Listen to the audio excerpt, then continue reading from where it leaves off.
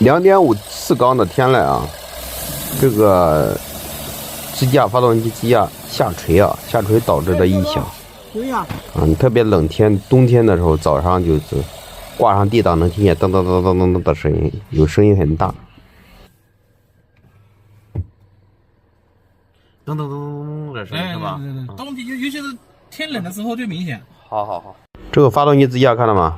这表面这是磨损的啊，下垂了啊，换一个就 OK 了，一点问题都没有。关注小张，修车不慌。